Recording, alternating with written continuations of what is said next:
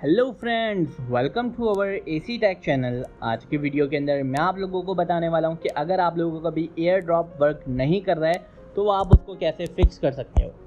सबसे पहले आप लोगों को आ जाना है अपने आईफोन की सेटिंग्स के अंदर, और सेटिंग्स के अंदर आने के बाद आपको जनरल वाले सेक्शन में आना है। जनरल वाले सेक्शन में आने के बाद आपको स्क्रॉल डाउन करके सबसे नीचे आ जाना है। लास्ट ऑप्शन आपके पास है शट डाउन का। सिंपल आपको इसके ऊपर टैप कर देना है और आपका फ़ोन जो है वो शट डाउन हो जाएगा। थोड़ी देर के बाद आपको ओपन करना है और आप लोगों को दोबारा से सेटिंग्स के अंदर आना है, जनरल के ऑप्शन के अंदर आना है, और यहाँ पर आने के बाद आपके पास सेकंड ऑप्शन है सॉफ्टवेयर अपडेट का। सिंपल आपको इसके अंदर आना है और यहाँ पर आकर आप लोगों को अपने सिस्टम का सॉफ्टवेयर अपडेट कर लेना है। सेकंड ऑप्शन आपके पास ये था। थर्ड ऑप्शन आपके पास ये है कि आप लोगों को दोबारा से सेटिंग में आना है, जनरल में आना है और यहाँ पे आके आपको स्क्रॉल डाउन करना है।